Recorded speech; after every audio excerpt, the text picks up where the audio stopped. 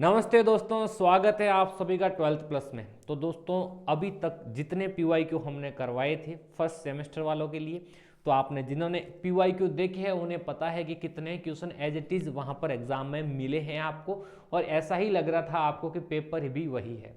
लेकिन दोस्तों हम प्रेडिक्ट करते हैं कि इस प्रकार के मोस्ट इंपॉर्टेंट क्वेश्चंस ये यूनिवर्सिटी पूछ सकती है, तो वो उनमें से आपको बहुत ज़्यादा हेल्प मिलती है। इन सीरीज को भी आप कंटिन्यू करोगे तो आप बहुत ज़्यादा शानदार नंबर ला सकते हो, एक भी नंबर आपका नहीं कटेगा। अब बात आती है कि दोस्तों अब इस वाले पीवाईक्यू में अब आपका केमिस्ट्री का एग्जाम है, तो केमिस्ट्री का पेपर लेकर आए हैं। आज जो अपन पीवाईक्यू सॉल्व करेंगे या फिर हम यूनिवर्सिटी किस टाइप के क्वेश्चन पूछती है और किस टाइप के क्वेश्चन आएंगे उसमें देखेंगे। तो आज केमिस्ट्री के अंदर सिर्फ यूनिट 1 एंड 2 को लेकर आया हूं, ऐसे ही आपकी 500 यूनिट को करेंगे। नेक्स्ट वीडियो आएगा उसमें यूनिट आपकी 3 और 4 होगी, उसके बाद में यूनिट 5 का एक वीडियो और आएगा। और आज इसमें हम सिर्फ पार्ट ए करेंगे, पार्ट बी के लिए नेक्स्ट वीडियो आएगा। पूरी प्लेलिस्ट मैंने बना रखी है, उस प्लेलिस्ट में जा करके आप वहां से वीडियो कंटिन्यू देखते रहोगे जब तक आपका एग्जाम नहीं हो जाता। ठीक है, ज्यादा पैनिक नहीं होना है, बहुत अच्छे से तैयारी कर रहे हो और उस तैयारी को ऐसे ही कंटिन्यू रखो। आपको कुछ ज्यादा करने की जरूरत नहीं है, यहां से आपको पता चल जाएगा कि आपकी तैयारी कितनी है। जिन्होंने कोर्स पूरा पढ़ा है उनके लिए कोई भी दिक्कत वाली बात नहीं है, ये क्वेश्चन आप सभी कर सकते हो। सबसे पहला क्वेश्चन लेते हैं, TeCl4 की आकृति और उसका हाइब्रिडाइजेशन, यानी उसकी शेप और उसका संकरण बताना है। अब ये आप पूछ सकते हो, इसमें देखो हो सकता है हाइब्रिडाइजेशन से कोई भी एग्जाम्पल उठा सकते हैं, लेकिन मैंने यहां पर आपको TeCl4 ही क्यों दिया है, यहां पर हम आज TeCl4 को ही क्यों पढ़ रहे हैं। इसके पीछे रीजन ये है दोस्तों कि TeCl4 का जो एग्जाम्पल है वो बहुत बार रिपीटेड पूछा जाएगा यूनिवर्सिटी में, क्योंकि ये यूनिवर्सिटी का फेवरेट क्वेश्चन है। TeCl4 ये टेलोनियम आता कहां पर है, ये ऑक्सीजन फैमिली का है दोस्तों। कहां का है ये सर, हमारे ऑक्सीजन फैमिली का है। ऑक्सीजन फैमिली को आपने किसी ने याद किया होगा उच्च से टिपो, तो वहां पर जो Te आता है वही आपका टेलोनियम है। इसके साथ में सियार क्लोरीन को जोड़ा हुआ है। किसको जोड़ा हुआ है, सियार क्लोरीन। यदि Te के साथ बॉन्ड बनाएंगे तो किस प्रकार की आकृति बनेगी और उसका हाइब्रिडाइजेशन क्या होगा, ये हमें प्रेडिक्ट करना है। देखो इसका इलेक्ट्रॉनिक कॉन्फ़िगरेशन लिखने की कोशिश करोगे। सबसे पहले देखो, जिनको इसका इलेक्ट्रॉनिक कॉन्फ़िगरेशन लिखना नहीं आ रहा है, एग्जाम में कोई ऐसे एक और एलिमेंट कोई भी आ सकता है, पूछ ले तो आप किस प्रकार से लिखोगे। हमें यह पता है कि हम ऑक्सीजन का तो लिख ही सकते हैं। क्या लिखोगे, 1s2 2s2 2p 2p4। ये ऑक्सीजन का इलेक्ट्रॉनिक कॉन्फ़िगरेशन है या नहीं है, तो ये ऑक्सीजन से नीचे की तरफ आता है और ऑक्सीजन के अंदर लास्ट इलेक्ट्रॉनिक कॉन्फ़िगरेशन होता है 2s2 2p4। तो इसका इलेक्ट्रॉनिक कॉन्फ़िगरेशन क्या होगा, उच्च से टिपो। ठीक है, तो इसका इलेक्ट्रॉनिक कॉन्फ़िगरेशन क्या आएगा, 4d10। आई बात समझ में, 4d। यहां पर 1h2 है तो 1 के बाद में क्या आया 2, एक और प्लस करना है तो लिखोगे 5h2 5p4। अरे आसान है कि नहीं है, अब आपको थोड़ा बहुत नॉलेज तो होना चाहिए। अब ये वाला इलेक्ट्रॉनिक कॉन्फ़िगरेशन आपके पास में आ गया और हमें पता है हमें हाइब्रिडाइजेशन या फिर संकरण बताना है। तो हाइब्रिडाइजेशन या संकरण, इन दोनों सबसे आउटरमोस्ट ऑर्बिटल जो होंगे आपके सबसे बाह्यतम कक्षक होंगे, वहां से निकलेगा। तो ये हमारा हो गया 5s, इसके अंदर कितने इलेक्ट्रॉन, 2 इलेक्ट्रॉन। ये हमारा हो गया 5p, इसके अंदर टोटल कितने इलेक्ट्रॉन के सर, 4 इलेक्ट्रॉन, 1 2 3 और 4। ओके, ये इलेक्ट्रॉनिक कॉन्फ़िगरेशन लिखने के बाद में अब मुझे बात बताओ, जिन्होंने हाइब्रिडाइजेशन पढ़ रखा है वो बताएंगे कि अब ये मैक्सिमम कितने बॉन्ड बना सकता है अकॉर्डिंग टू किसके आधार पर, वीबीटी के आधार पर। क्योंकि हाइब्रिडाइजेशन की आवश्यकता कब पड़ी थी, वीबीटी के बाद में आवश्यकता पड़ी है। तो वीबीटी क्या बोलता है कि सिर्फ जितने अयुग्मित इलेक्ट्रॉन होंगे उतना ही बंद बना सकती है, लेकिन अब हाइब्रिडाइजेशन आएगा ये बोलेगा नहीं, ये अब बहुत ज्यादा इलेक्ट्रॉन इसको एक्सपेंड कर सकते हैं। कैसे होगा, अब ये आपका होगा 5s, ये आपका हो गया 5p। अब हमें पता है कि 5s और 5p है तो 5d भी होगा, तो यहां पर आपका आएगा 5d। अब आप बोलोगे सर आपको क्यों एक्सपेंड करना है, इसको आगे की तरफ क्यों बढ़ाना है, क्या जरूरत है।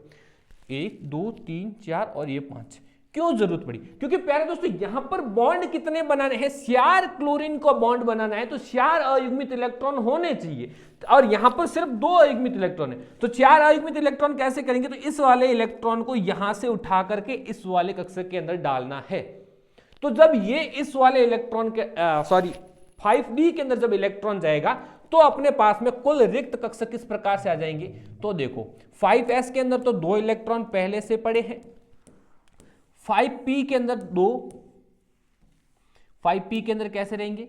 5p के अंदर आपके पास में ये 2 इलेक्ट्रॉन, यहां पर जो ये वाला इलेक्ट्रॉन था, अब ये इलेक्ट्रॉन किसमें गया? 5d के अंदर। तो सबके अंदर क्या है? आपके एक एक इलेक्ट्रॉन अयुग्मित पड़े हैं, और 5d के अंदर आपके पास में एक इलेक्ट्रॉन आ गया।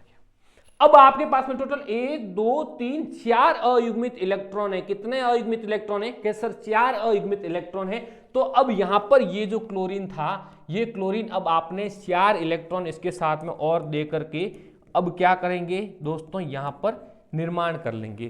तो एक एस कक्षक काम आ रहा है, 3p काम आ रहा है, 1d काम आ रहा है। ये लीजिए इसका हाइब्रिडाइजेशन sp3d, इसका हाइब्रिडाइजेशन या फिर इसका संकरण क्या हो गया? sp3d। अब आप बोलोगे सर हमें एग्जाम में इतना सब कुछ लिखना है क्या? नहीं, ये पार्ट ए का क्वेश्चन है, आपको इतना एक्सप्लेनेशन नहीं देना है, लेकिन आपका समझ में आना चाहिए। ये एग्जाम्पल आप ये सीधा भूल जाओगे, उसका हाइब्रिडाइजेशन क्या है याद रख के कितनी चीजें याद रख लोगे, लेकिन आपको हाइब्रिडाइजेशन निकालना आना चाहिए, इसलिए इतना पूरा एक्सप्लेन कर रहे हैं। यहां पर 5s 1 हो गया, 5p के अंदर 3 ऑर्बिटल, और d का कितना ऑर्बिटल काम आ रहा है? कि 1, तो इसका हाइब्रिडाइजेशन क्या हो गया? sp3d। अब ये तो एक तरीका होता है। दूसरे तरीके से हम हाइब्रिडाइजेशन कैसे निकाल सकते हैं? या तो इसकी शेप आपको पता हो, यदि इसकी आकृति कैसी है वो आपको पता है तो आप निकाल सकते हो। अब इसका हाइब्रिडाइजेशन आया है sp3d, मतलब क्या हुआ? अब ये क्लोरीन जो Te है इसके पास में एक लॉन पेयर है। ये क्या है प्यारे दोस्तों? ये एक लॉन पेयर उसके पास में पहले से उपस्थित है। एक लॉन पेयर है और 4 बॉन्ड पेयर है, तो ये किस प्रकार की आकृति बन सकती है? तो इस प्रकार से देखोगे, ये 20 में होगा आपका Te। अब इस Te के पास में कितने बॉन्ड पेयर है? मतलब ये कितने क्लोरीन के साथ बॉन्ड बना रहा है? तो कि सर 4 क्लोरीन के साथ में बनाएगा, और एक इसके पास में 5s वाला लॉन पेयर रहेगा। जो बॉन्ड बनाने में भाग नहीं लेते वो लॉन पेयर के रूप में रहते हैं। आई बात समझ? तो ये जो लॉन पेयर होता है दोस्तों, वो इसके ऊपर की तरफ इस प्रकार से रहेगा। ठीक है। अब सर 4 क्लोरीन कैसे जुड़ेगी? तो एक क्लोरीन जुड़ेगी आपकी कुछ इस प्रकार से, दूसरी क्लोरीन जुड़ेगी आपकी कुछ इस प्रकार से। ठीक है। 2 क्लोरीन और का जुड़ेगी, एक क्लोरीन जुड़ेगी आपके इसके बिलो द प्लेन इस प्रकार से, एक क्लोरीन जुड़ेगी आपकी यहां पर अबो द प्लेन। इस आकृति को ही, ये आकृति सबसे ज्यादा डिफरेंस है, इसीलिए ये एग्जाम में मोस्ट इंपोर्टेंट क्वेश्चन बनता है आपका। और ये आकृति किस प्रकार की दिख रही है? देखो यहां पर Te है, एक क्लोरीन आपकी तरफ है, एक क्लोरीन इधर की तरफ है, एक क्लोरीन आपकी तरफ हो गया, एक क्लोरीन इधर की तरफ हो गया, एक क्लोरीन सीधा इधर की तरफ है, दूसरा क्लोरीन उधर की तरफ है, और एक लॉन पेयर ऊपर की तरफ है।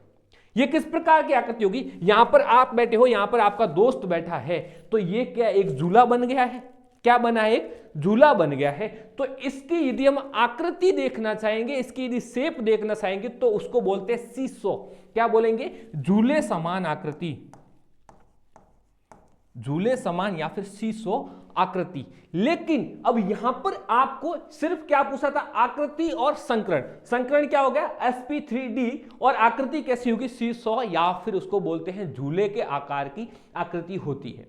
एक और इंपॉर्टेंट बात देखो, एग्जामिनर यदि यहां पर आपको आकृति की जगह पूछ ले इसकी ज्योमेट्री या फिर इसकी ज्यामिति क्या होती है, तो वो भी बात आप यहां से समझोगे। ये क्वेश्चन 1 नंबर का था, मैं सीधा लिख सकता था कि TeCl4 की जो आपकी आकृति होती है वो सीसो होती है, इसका हाइब्रिडाइजेशन होता है वो sp3d होता है, क्योंकि ये मुझे पहले से पता है। लेकिन मैंने आपको डायरेक्ट नहीं बताकर पूरा एक्सप्लेन कर रहा हूं, क्योंकि आप इसमें इससे रिलेटेड जितने भी क्वेश्चन आए वो सब सॉल्व कर सकते हो। कैसे? अब यहां पर आकृति पूछी, आकृति को हमने लिख दिया सीसो या फिर आपकी झूले के आकार की होती है। लेकिन यदि ज्योमेट्री पूछ लेता, यदि ज्यामिति पूछ लेता, तो क्या लिखते? तो आप इसका एक्सप्लेनेशन क्या लिखते?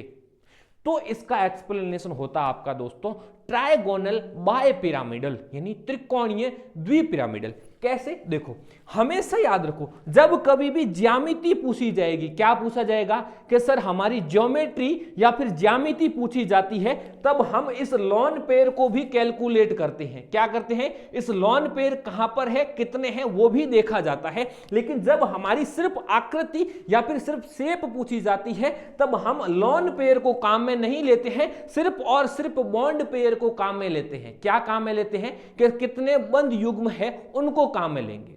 यहां पर हमने इसको झूले के आकार का कैसे बताया? क्योंकि ये TaCl4 है, एक इधर की तरफ खंभा लगा और दूसरा उधर की तरफ है, और ये एक डंडी होगी बीच में, तो ये एक झूले के आकार की होगी। लेकिन अब यहां पर ऊपर वाले लॉन पेयर को तो हम भूल रहे थे, अब इस ऊपर वाले लॉन पेयर को हम साथ में कैलकुलेट करेंगे। तो इधर देखो आप, तो आप इधर की तरफ देखो, ये देखो, ये पीछे की तरफ है, कहां पर है? इस प्लेन के अंदर की तरफ Cl है, ये इस प्लेन के बाहर की तरफ Cl है। तो क्या यहां से एक ट्राइंगल बन सकता है? ये लीजिए, एक ट्राइंगल बन गया।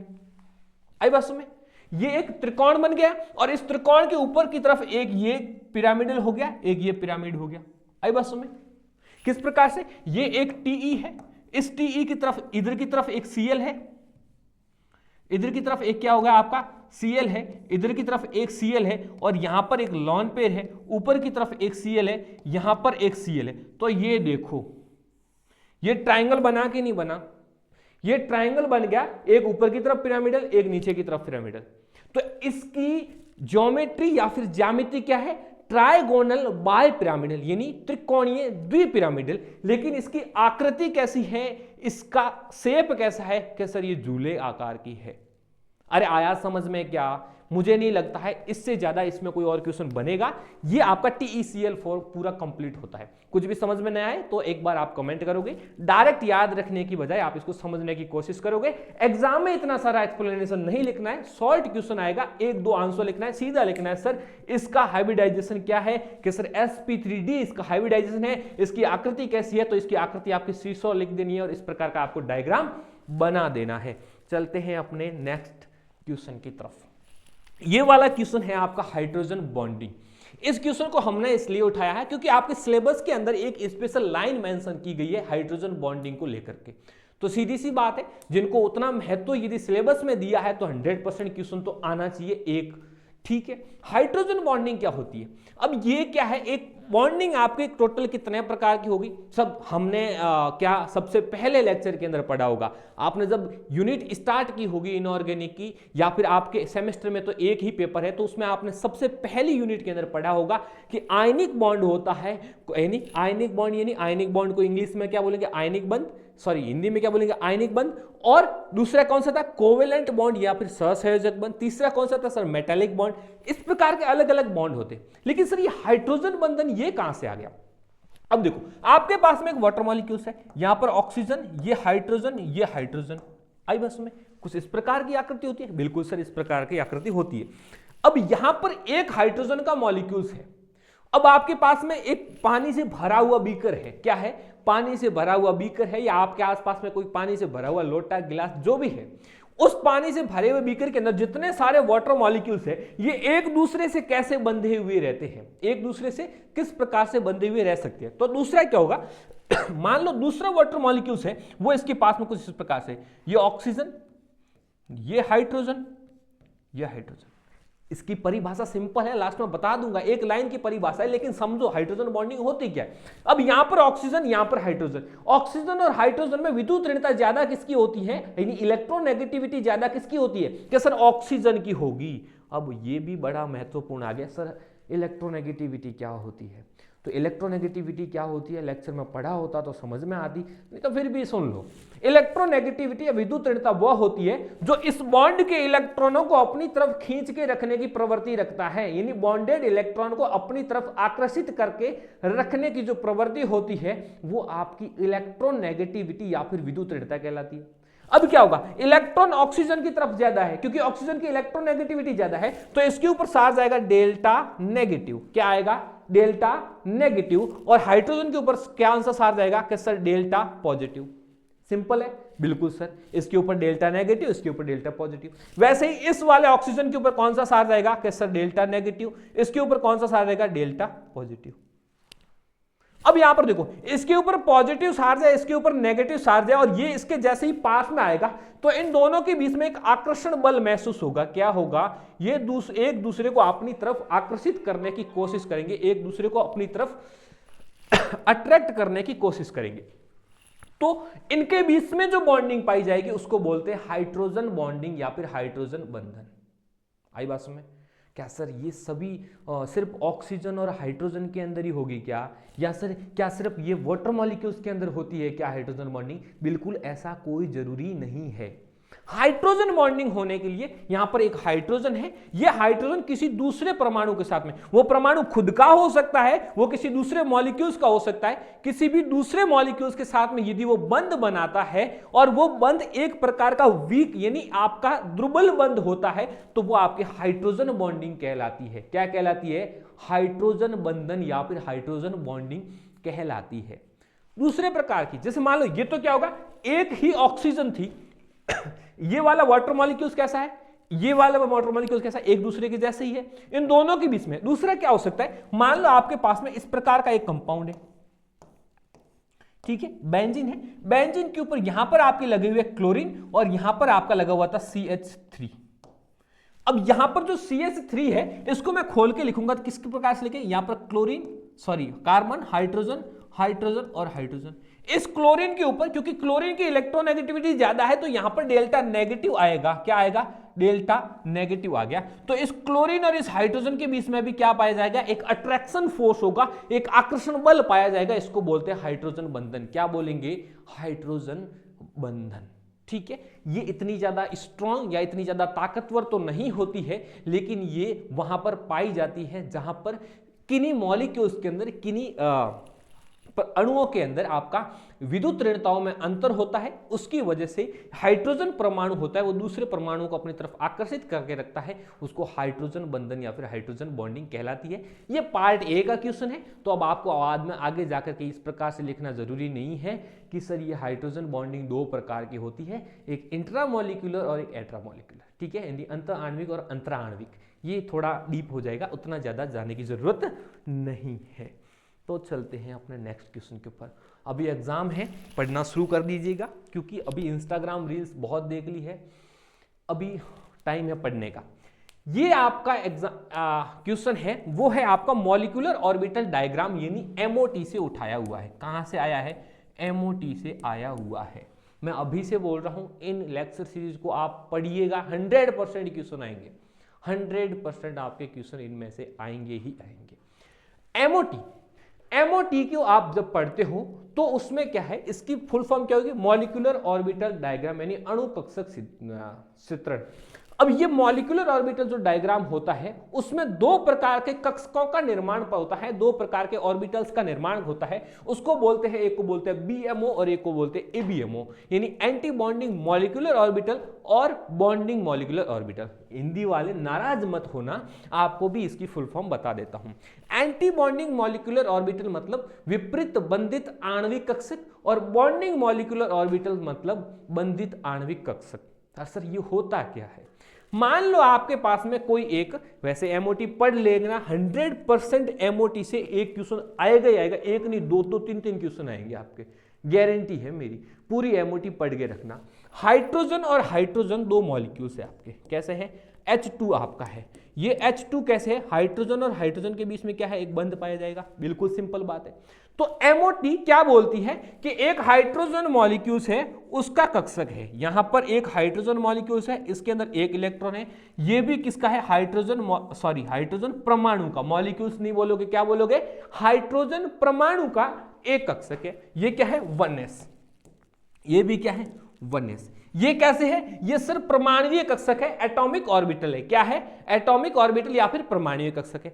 MOT बोलता है कि जब परमाणुीय कक्षक क्या होंगे? मॉलिक्यूल ऑर्बिटल्स का निर्माण करेंगे। किसका निर्माण करेंगे? अणु कक्षकों का निर्माण करेंगे। तो यहां पर आपके दो प्रकार के अणु कक्षक बनते हैं। दो प्रकार के परमाणुीय कक्षक थे या दो परमाणुीय कक्षक थे, तो अब ये दो अणु कक्षकों का निर्माण करेंगे, लेकिन ये दोनों अलग अलग होंगे। कौन कौन से? कि एक जो होगा उसको बोलेंगे हम BMO। क्या बोलेंगे? BMO यानी बॉन्डिंग मॉलिक्यूलर ऑर्बिटल, दूसरा जो होगा उसको हम बोलेंगे ABMO। क्या बोलेंगे? ABMO यानी बंधित आणविक कक्षक और विपरीत बंधित आणविक कक्षक। ये दो प्रकार के कक्षकों का निर्माण होता है। अब एग्जाम ने यदि एक शॉर्ट क्वेश्चन के अंदर पूछ लिया, पार्ट ए के अंदर पूछ लिया है, तो सर हम इतना डायग्राम बना के तो नहीं बताएंगे। सिंपल ये वाला डायग्राम आपको बनाना है, फिर इसके बारे में 2-3 बातें लिख देना है। एक का 0.1 नंबर भी कट नहीं होगा। क्या लिखोगे कि सर ये वाला ABMO जो होता है, अब यहां पर उसकी ऊर्जा हमने कैसी रखी है? ABMO को हमने ऊपर की तरफ बनाया है, तो लिखोगे कि ABMO जो होता है वो एक प्रकार का अणु कक्षक है या एक प्रकार के अणु कक्षकों का निर्माण है जिसकी ऊर्जा अधिक होती है, जिसकी एनर्जी कैसी होती है? हाई होती है। अब ये एनर्जी किससे अधिक है? कि उनके खुद के परमाणुीय कक्षकों से अधिक है, उनके खुद के एटॉमिक ऑर्बिटल से ज्यादा ऊर्जा वाले जो कक्षक होते हैं उसको बोलते हैं ABMO। क्या बोलेंगे सर? कि ABMO बोलेंगे। दूसरी बात है कि BMO क्या है? तो BMO एक प्रकार के मॉलिक्यूलर ऑर्बिटल है या अणु कक्षक है जिनका निर्माण होता है तो उनकी ऊर्जा कम होती है। क्या होती है? उनकी एनर्जी कम होती है। किससे कम होगी? कि सर उनके खुद के एटॉमिक ऑर्बिटल से उसकी ऊर्जा कैसी है? कम है।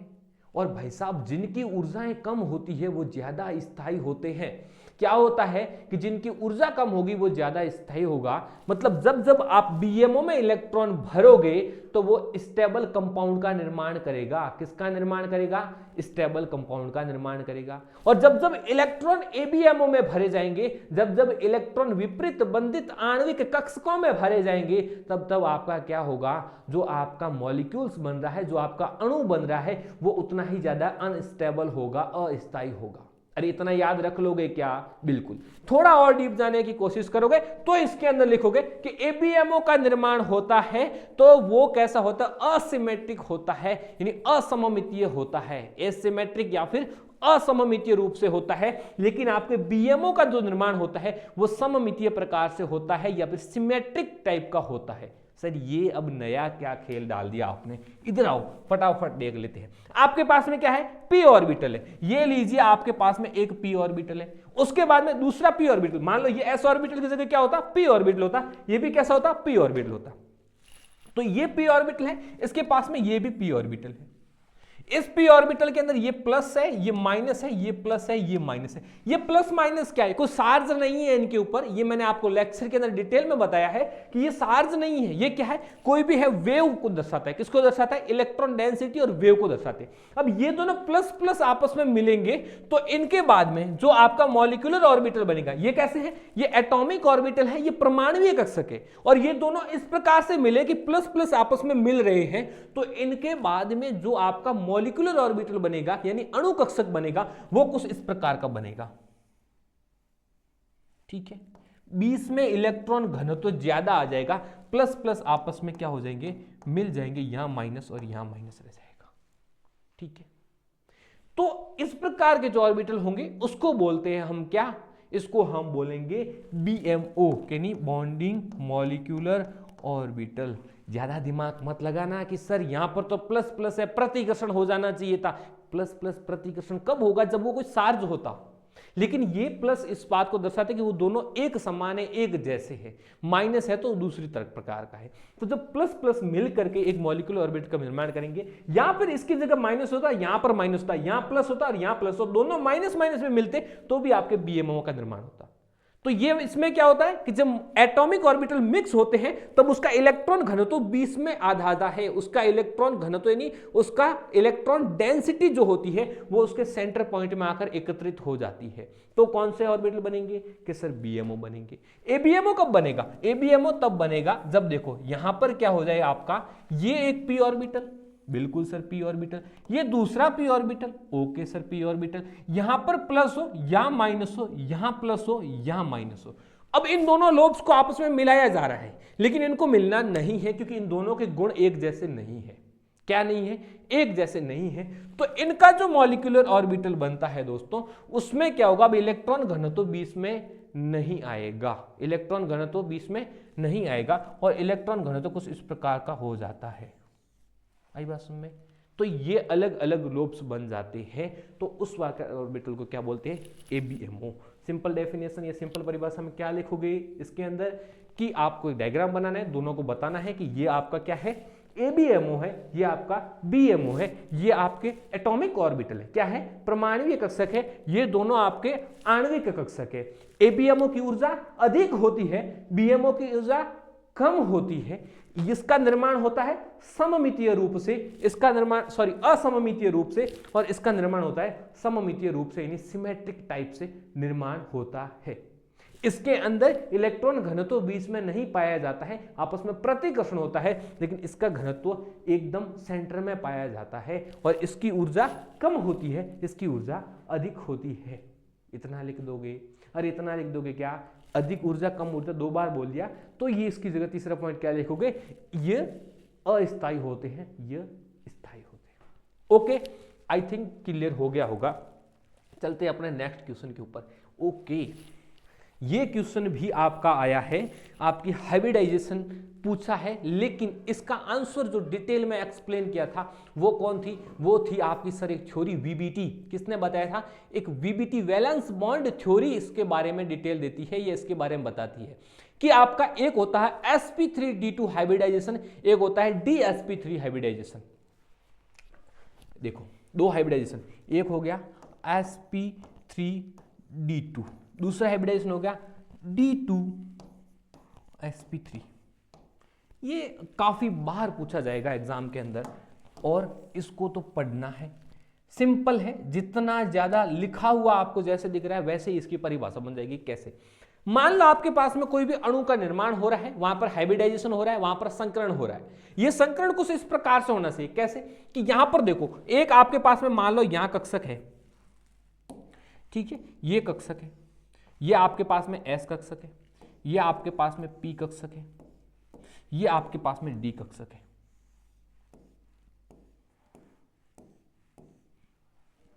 ठीक है, अब कुल मिलाकर के आपको कितने, एक S 3 P और 2 D कक्षक खाली करने, जिसमें एक एक इलेक्ट्रॉन खाली हो। तो कुछ इस प्रकार का इलेक्ट्रॉनिक कॉन्फ़िगरेशन होता है। ठीक है, अब क्या है, यहां पर इस प्रकार का इलेक्ट्रॉनिक कॉन्फ़िगरेशन हो कि अब यहां पर इलेक्ट्रॉनों को एक्सटेंड करवाया जाए। क्या करवाया जाए, इलेक्ट्रॉन को एक्सटेंड करवाया जाए। तो ये मान लो आपका 5s है, ये आपका 5p है, और ये आपका 5d है। कुछ इस प्रकार से आपका कॉन्फ़िगरेशन है। लेकिन अब यहां पर सारे कक्षक कैसे हैं, जिसके अंदर इलेक्ट्रॉन है। तो अब आपको क्या है, टोटल बंद कितने बनाने हैं, 1 3 20 बार। तो देखो यहां पर आपका sp3d2 हाइब्रिडाइजेशन है। इसका मतलब क्या हुआ कि यहां पर जो आपका d ऑर्बिटल है, ये कैसा है, ये आपका 5s है। तो 5s से पहले कौन सा आएगा, 4d आएगा। कौन सा आएगा, कि सर 4d आएगा। लेकिन अब ये 4d है, वो पूरी तरीके से भरा हुआ है, इसके अंदर अब इलेक्ट्रॉन नहीं जाएंगे।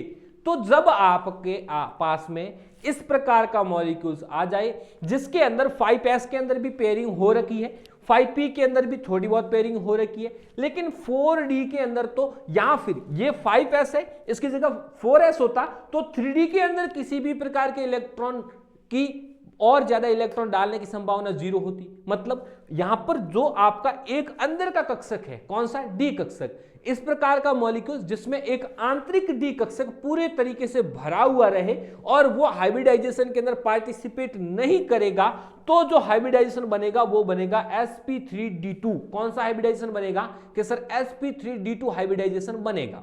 लेकिन कभी कभी एक पॉसिबिलिटी बनती है कि d2sp3 हाइब्रिडाइजेशन का निर्माण हो जाता है। ये कब होगा, ये तब होगा कि मान लो यहां पर आपका एक s ऑर्बिटल है, यहां आपके 3 p ऑर्बिटल है, और यहां आपका d ऑर्बिटल है। लेकिन अब यहां पर आप हाइब्रिडाइजेशन करवाने आए, और जो आपका इसके अंदर वाला जो d ऑर्बिटल था, इसके अंदर टोटल आपके मान लो 1 2 3 4 5 और 6 कक्षक तो भरे हुए थे। इसके अंदर कितना था, ये d6 इलेक्ट्रॉनिक कॉन्फ़िगरेशन है। कैसा है, कैसा d6 है। लेकिन अब यहां पर इसके पास में मान लो कोई एक आपका क्या आ रहा है, दूसरा अणु जो इसके साथ बॉन्ड बनाने आएगा।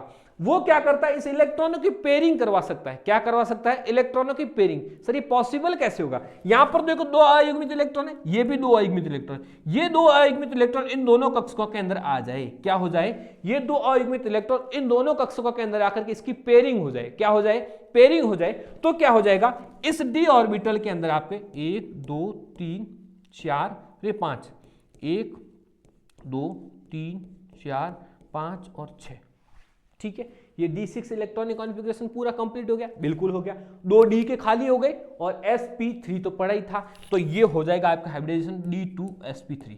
तो क्या सर सिर्फ D6 इलेक्ट्रॉनिक कॉन्फ़िगरेशन वाला ही आपका D2sp3 हाइब्रिडाइजेशन देगा? बिल्कुल नहीं। जब आपका उसके एक अंदर वाला D कक्षक, किसके, जिस किसी भी मॉलिक्यूल्स का आप हाइब्रिडाइजेशन पढ़ रहे हो, उसके एक अंदर वाला D कक्षक खाली हो, जिसके अंदर इलेक्ट्रॉन भरने की और ज्यादा पॉसिबिलिटी होगी, तो वो इलेक्ट्रॉन भरे जा सकते हैं। पर ये बातें वीबीटी कहां तक एक्सप्लेन कर रही थी, ये बातें वीबीटी एक्सप्लेन कर रही थी सिर्फ आपका मैग्नेटिक मूवमेंट बता करके, यानी उसका चुंबकीय आघूर्ण कैसा है उसके आधार पर। बाद में कौन आया था वीबीटी के बाद में, सीएफटी आई थी।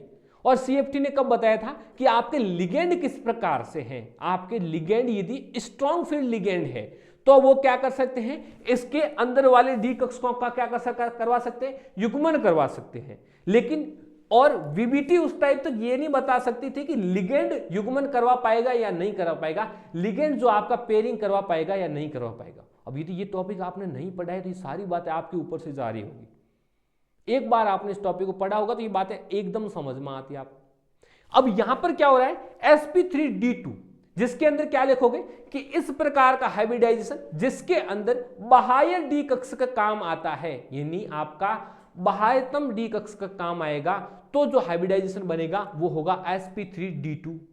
इस प्रकार का हाइब्रिडाइजेशन जिसके अंदर एक आंतरिक डी कक्ष काम में आएगा उसको बोलेंगे d2sp3 हाइब्रिडाइजेशन। अब इसके अंदर वाला डी कक्षक काम में आ रहा है, एक अंदर सेल का डी कक्षक काम में आ रहा है। तो आप मुझे एक बात बताओ, एक कोई भी आपका नाभिक है, उस नाभिक के चारों तरफ इस प्रकार से इलेक्ट्रॉन चक्र लगा रहे हैं, क्या हो रहा है, इलेक्ट्रॉन चक्र लगा रहे हैं।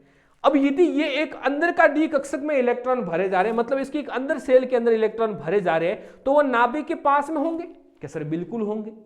तो जब नाभिक के पास में इलेक्ट्रॉन रहेंगे तो नाभिक के ऊपर प्लस चार्ज, इलेक्ट्रॉन के ऊपर माइनस चार्ज, तो ये प्लस इस माइनस को ज्यादा ताकत से खींच के रखने की प्रवृत्ति रखेगा क्या सर, बिल्कुल रखेगा।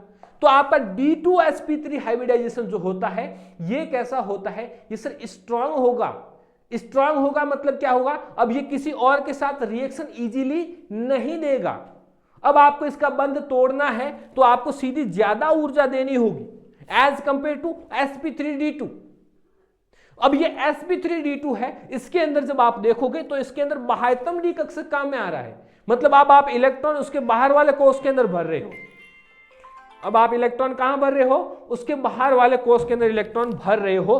तो अब इसका यदि बॉन्ड तोड़ना होगा तो आप इजीली तोड़ सकते हो, क्या कर सकते हो, इजीली तोड़ सकते हो। तो ये कैसा होगा, इसकी रिएक्टिविटी, इसकी क्रियाशीलता अधिक होगी लेकिन इसकी क्रियाशीलता कम होगी। ये दो इंपॉर्टेंट पॉइंट आप लिख के आ जाओगे तो आपका काम हो जाएगा, क्योंकि ये पार्ट ए का क्वेश्चन है। इस प्रकार का पार्ट बी में करेंगे तब हम इसके एग्जाम्पल भी लिखेंगे कि कौन कौन से यौगिक होते हैं जो D2sp3 देते हैं, कौन कौन से यौगिक होते हैं जो sp3d2 देते हैं। ठीक है, आई बात समझ, okay. Next question, question number 5, ये आया आपका फायान नियम या फिर फाजांस रूल क्या है।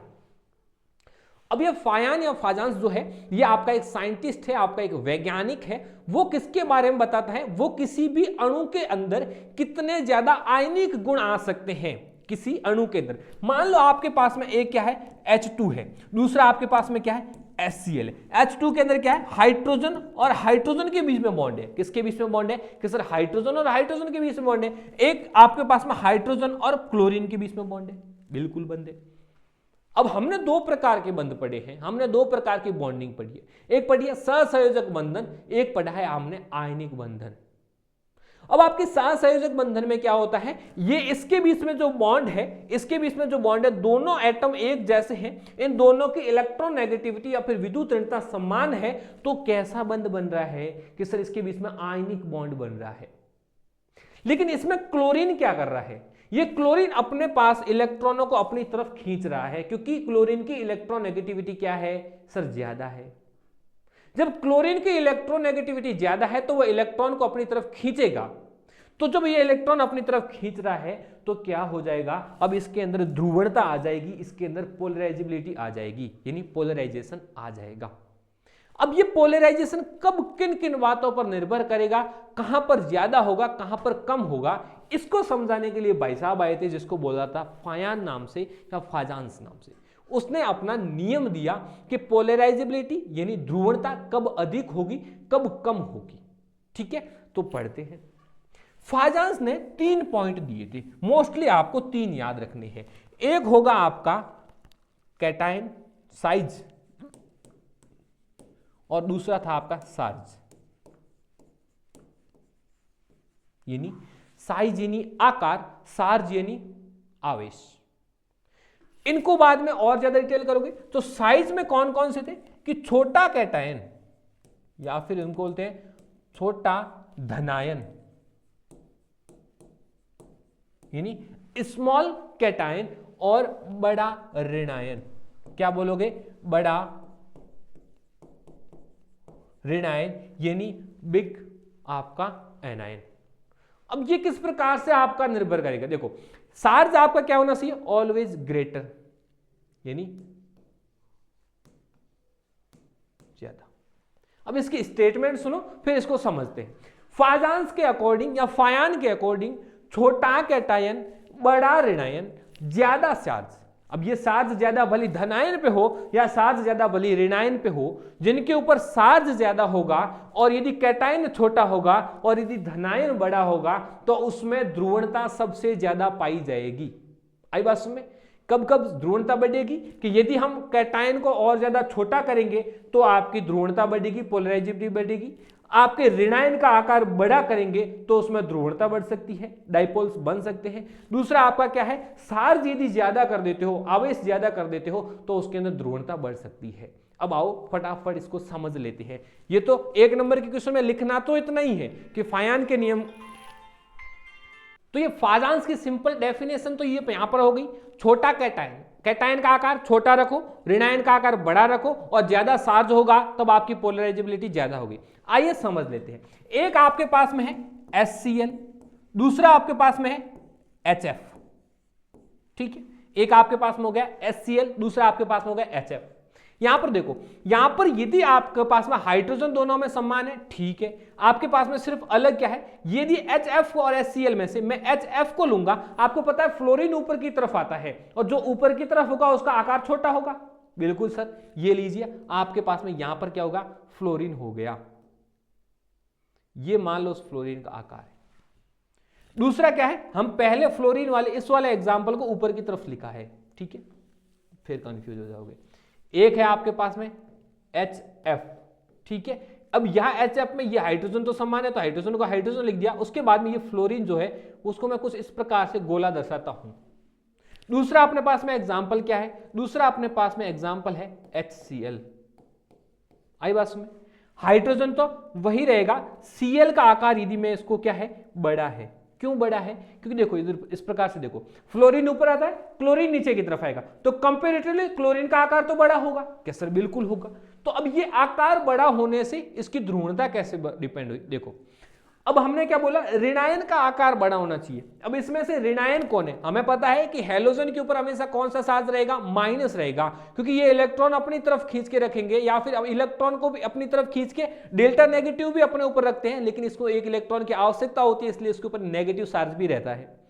अब ये वाला ज्यादा बड़ा है, क्या है, क्लोरीन की साइज बड़ी है, ज्यादा है, तो इस क्लोरीन के पास में जो सेंटर में क्या है, नाभिक है, इसके भी सेंटर में क्या है, नाभिक है। तो इनके नाभिक और इलेक्ट्रॉन के बीच में कम दूरी है, लेकिन इसके नाभिक और इलेक्ट्रॉन के बीच में क्या है, ज्यादा दूरी है। क्या है, ज्यादा दूरी है। तो ये अपने इलेक्ट्रॉन को इतना ज्यादा पकड़ के नहीं रख सकता है, लेकिन ये अपने आसपास के इलेक्ट्रॉन को बहुत ज्यादा ताकत से पकड़ के रखेगा। तो अब ये क्या करेगा, हाइड्रोजन के इलेक्ट्रॉन को भी अपनी तरफ लेगा। क्या सर, बिल्कुल लेगा, क्यों नहीं लेगा। तो ये हाइड्रोजन के इलेक्ट्रॉन को ज्यादा अपनी तरफ खींच पाएगा, क्योंकि अब इसके बीच में दूरी क्या होगी, कम हो गई है। क्यों, क्योंकि फ्लोरीन का खुद का आकार छोटा है, तो वो अपने इलेक्ट्रॉन को तो पास में रखेगा ही, साथ में हाइड्रोजन के बंध वाले इलेक्ट्रॉन को उसको भी अपनी तरफ खींच के रखने की प्रवृत्ति रखेगा। तो ये क्या करता है, ये इलेक्ट्रॉनों को अपनी तरफ लेके आ जाएगा।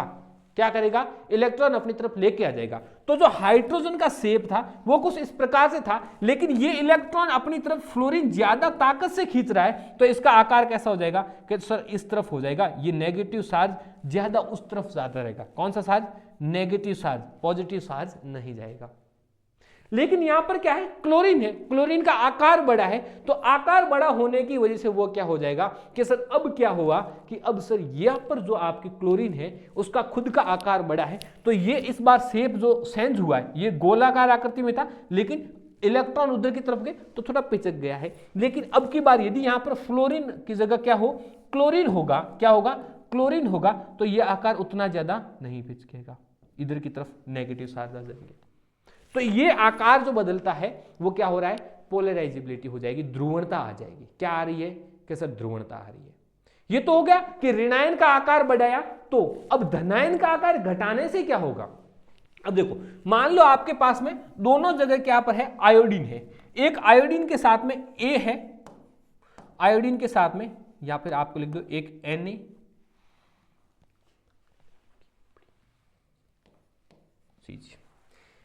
ये दोनों एक ही है, पहले तत्व ही है। यहां पर आपको पता है Na+ की साइज जो होती है वो बहुत ज्यादा छोटी होगी क्योंकि ऊपर की तरफ होता है। Cs की साइज क्या होगी, बड़ी होगी। बिल्कुल सर, ये हमने लिख दिया बड़ी होगी, ठीक है। Na की साइज छोटी है, ठीक है, Na की साइज छोटी है, तो ये क्या है, ये आपका धनायन है, ऊपर की तरफ प्लस है, ये Cgm के ऊपर धनायन है, ऊपर की तरफ प्लस है। इसके साथ में हमें आयोडीन को लगाना है। किसको लगाना है, आयोडीन को लगाना है, ठीक है सर, लगा दिया आयोडीन को। अब हमें पता आयोडीन खुद क्या है, भारी तत्व है, नीचे की तरफ आता है, बड़ा आकार होगा, ठीक है, लेकिन दोनों के लिए तो सेम है, दोनों में आयोडीन आयोडीन है।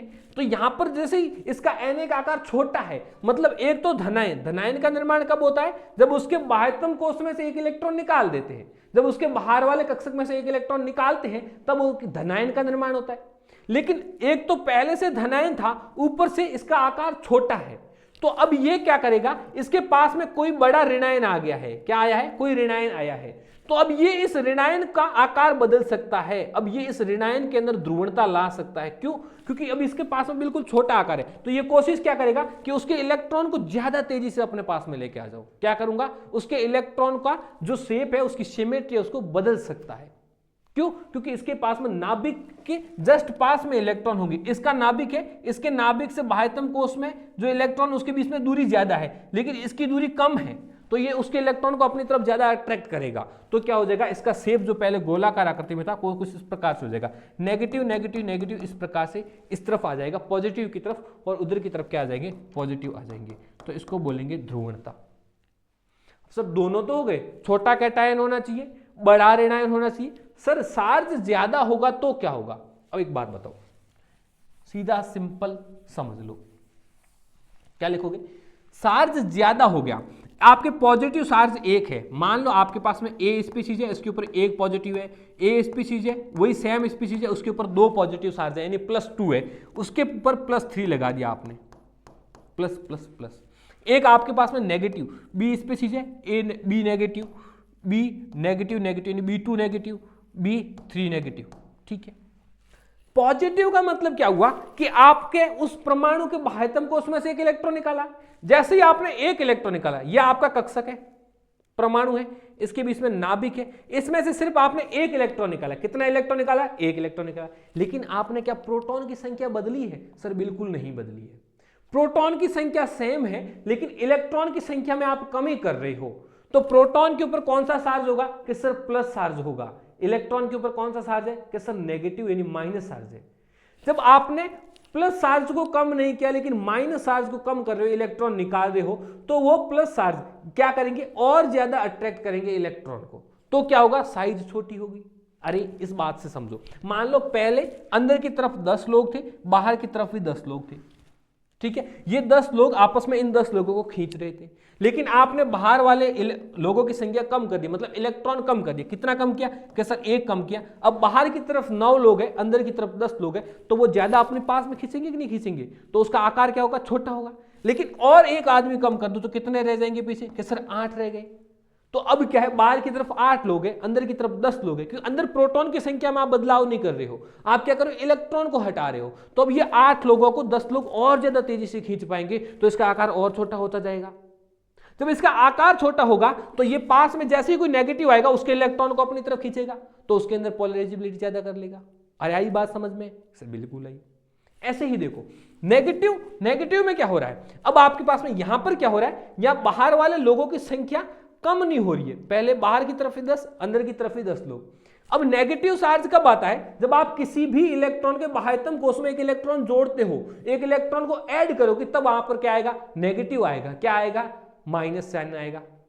अब यहां पर एक माइनस किया मतलब आपने एक लोगों को ऐड किया, एक आदमी को ऐड किया, कितने हो गए, कैसे 11। अब अंदर प्रोटॉन की संख्या तो 10 ही है, बाहर इलेक्ट्रॉन की संख्या ज्यादा हो गई है, तो अब प्रोटॉन क्या है, इतना ज्यादा टाइट पकड़ के नहीं रख सकते हैं, वो क्या रहेंगे, जाओ भाई जाना है। तो अब जैसे जैसे आप लोगों की संख्या बाहर की तरफ बढ़ाओगे तो बाहर की तरफ नेगेटिव चार्ज क्या हुआ है, बढ़ रहा है, तो उसका आकार बढ़ने की कोशिश करेगा, क्योंकि अंदर पड़ा जो नाभिक के अंदर आपका प्रोटॉन है वो उसको ज्यादा तेजी से पकड़ के नहीं रखेंगे। तो अब ये क्या हो जाएगा, इसके इलेक्ट्रॉनों के ऊपर क्या हो जाएगा, अब जो नेगेटिव स्पेसीज है उसके बाहर के इलेक्ट्रॉनों को अंदर का प्रोटॉन बहुत ताकत से नहीं पकड़ के रख रहा है, तो वो इलेक्ट्रॉन को कोई दूसरा पास में कोई पॉजिटिव चार्ज जाकर के खींचेगा, तो उसके इलेक्ट्रॉन घनत्व तो उस पॉजिटिव की तरफ चले जाएंगे, तो इसके अंदर भी क्या आ जाएगी, ध्रुवणता आ जाएगी। ये सिर्फ समझाने के लिए था ताकि आप भूलो नहीं। आपके एग्जाम में 1 नंबर या शॉर्ट क्वेश्चन के अंदर पूछ लेता, फायान नियम क्या है, सिंपल लिखोगे, फायान के अनुसार छोटा कैटायन बड़ा रेनायन, क्या करोगे, स्मॉलर कैटायन लार्जर एनायन, और ज्यादा चार्ज वाली स्पेसीज होगी उसमें ध्रुवणता ज्यादा आएगी, खत्म बात। इतना ही लिखना है, लेकिन आपके दिमाग में उस दिन छोटा कैटायन की जगह बड़ा कैटायन न लिख दो, इसलिए इतना सब कुछ समझाना पड़ेगा। अरे आई बात समझ में? बिल्कुल ठीक है, नहीं आई तो कमेंट करोगे। अब आता है O2, O2 प्लस और O2 माइनस का बंध क्रम लिखिए। यह भी आपका एमओ डायग्राम से आया है, एमओटी से उठाया गया क्वेश्चन है। ठीक है, अब सबसे पहले इसका बंध क्रम यदि हमें लिखना है तो हमें इसका एमओटी या एमओडी बनाना आना चाहिए, इसका मॉलिक्यूलर ऑर्बिटल डायग्राम हमें आना चाहिए। जिसको नहीं आता है सीख लो आओ। एक आपके पास में है ऑक्सीजन, दूसरा बॉन्ड है ऑक्सीजन के साथ में।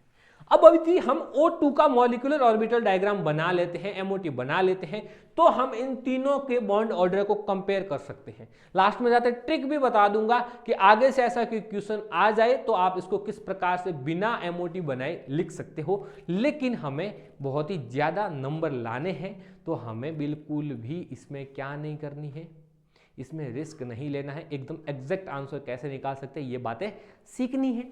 ओके सर, लेकिन O2 आपका है, क्या है, O2 है, एक ऑक्सीजन दूसरा ऑक्सीजन। अब एमओटी बनाने के लिए क्या बोला था, पहले 2 परमाणु कक्षक होंगे, ये ऑक्सीजन का परमाणु कक्षक, ये भी ऑक्सीजन का परमाणु कक्षक। ठीक है, अब यहां पर क्या है, पहले ऑक्सीजन का इलेक्ट्रॉनिक कॉन्फ़िगरेशन आना चाहिए। ये लीजिए ऑक्सीजन, इसका इलेक्ट्रॉनिक कॉन्फ़िगरेशन लिखो 1s2 2s2 2p4, 1s2 2s2 2p4 इसका इलेक्ट्रॉनिक कॉन्फ़िगरेशन या फिर इलेक्ट्रॉनीय विन्यास है। ठीक है सर, ओके, कोई दिक्कत वाली बात नहीं है। अब मैं क्या करूंगा, इस 1s2 और 2s2 वालों को नहीं बनाऊंगा, क्योंकि आपको मैंने कहां पे सिखाया है, लेक्चर के अंदर सिखाया जब आपने मेरी क्लासेस अटेंड की थी। लेकिन यहां अब आप पहले से बता सकते थे कि सर 1s2 और 2s2 को बनाओ या ना बनाओ, उससे इसका बॉन्ड ऑर्डर पर कोई फर्क नहीं पड़ने वाला है। आपका कौन सा डिपेंड करता है, किस बात पे डिपेंड करके 4p कैसे बनेगा। तो मैं यहां पर सिर्फ ऑक्सीजन के 4p काम में ले रहा हूं। ये p कक्षक होता है, उसमें टोटल 3 होंगे, ये लीजिए ये 3। यहां पर 2 ऑक्सीजन है, ये OA और ये OB। ये आपका OA का एटॉमिक ऑर्बिटल है, ये आपका OB का एटॉमिक ऑर्बिटल है। ठीक है, ओके सर, ठीक है। कितने इलेक्ट्रॉन है, 4 इलेक्ट्रॉन है, 1 2 3 4, 1 2 3 4।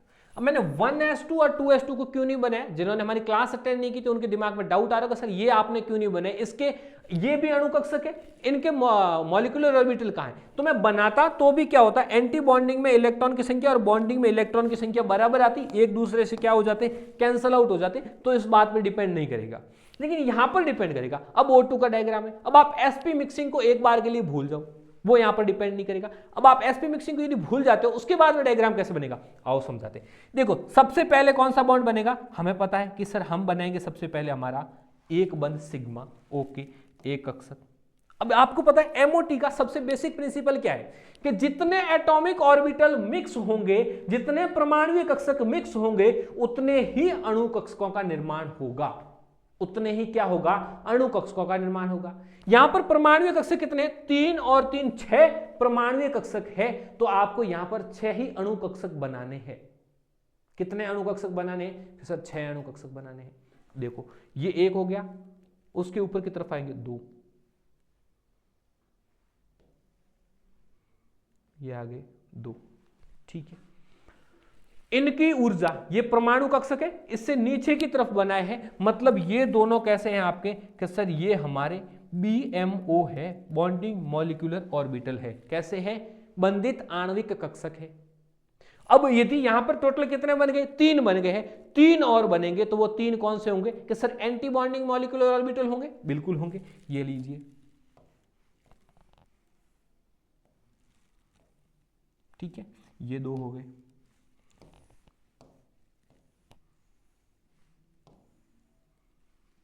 ठीक है, ये कौन सा बॉन्ड बनेगा सर, ये सिग्मा बॉन्ड बनेगा। ये कौन सा बनेगा, ये पाई, ये भी पाई।